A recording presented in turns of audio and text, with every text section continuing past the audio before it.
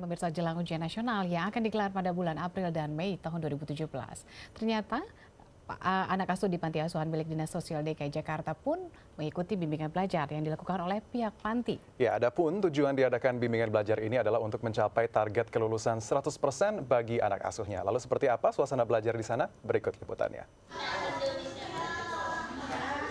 Jelang ujian nasional tahun 2017, anak-anak binaan di Panti Sosial Asuhan Anak Putra Utama 1, Duren Sawit, Jakarta Timur milik Dinas Sosial DKI Jakarta mengikuti bimbingan belajar. Sekitar 20 anak yang terdiri dari jenjang SD, SMP hingga SMA akan mengikuti ujian nasional di bulan April mendatang. Menurut Ira Mariati, selaku Satuan Pelaksana Pelayanan Sosial, bimbingan belajar ini merupakan bentuk pendampingan dan persiapan agar anak asuh peserta ujian bisa lebih mendalami materi ujian dengan baik.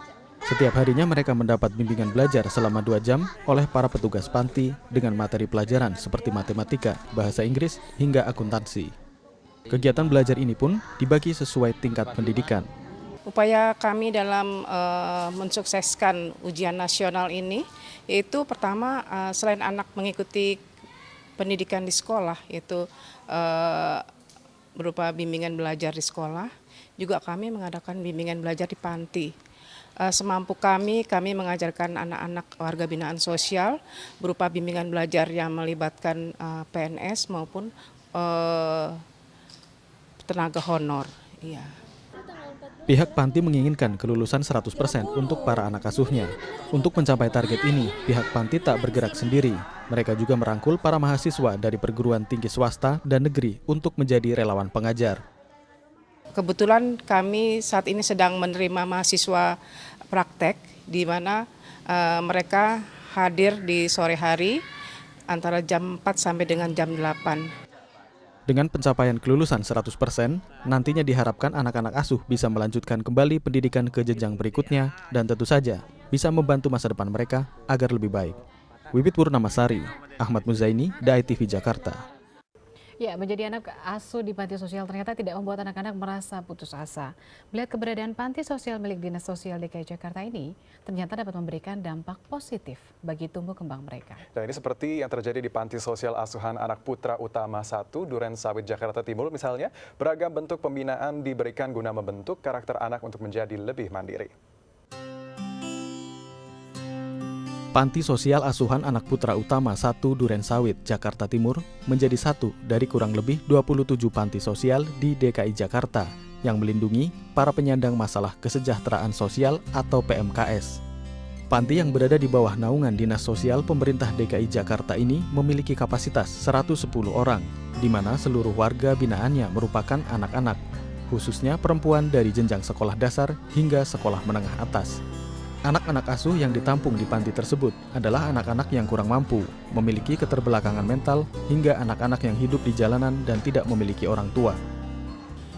Cara menghadapinya ya tentunya kita sebagai seorang ibu, juga rekan-rekan saya juga ada yang bapak, ya kita memperlakukan mereka seperti halnya anak sendiri.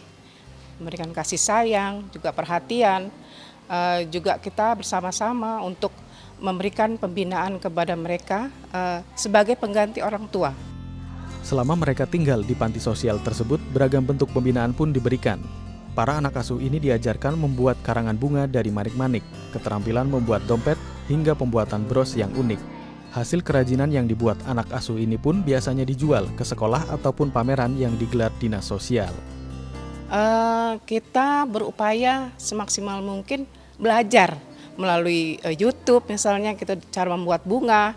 Nah setelah itu kita membeli peralatan itu dengan anggaran ya semampu kita gitu. Kemudian ya memanfaatkan apa yang ada yang bisa dibuat keterampilan. Dan keterampilan itu nantinya kita jual. Sementara ini sih masih sifatnya masih skup kecil ya. Hesti Tri Indriani, anak asuh yang sudah tinggal kurang lebih 5 tahun di panti tersebut, merasa bersyukur bisa tinggal di panti ini karena ia merasa diperhatikan dan memiliki banyak teman serta mampu mengembangkan keterampilan yang diberikan selama di panti. Awalnya, ia tinggal di panti tersebut karena berasal dari keluarga yang tidak mampu, di mana sang ayah sudah lama pergi dan ibunya tidak mampu membiayai anak-anaknya sehingga keputusan untuk tinggal di panti pun ia ambil. Harapan saya sih pengennya bisa kuliah dulu ya, bisa nerusin.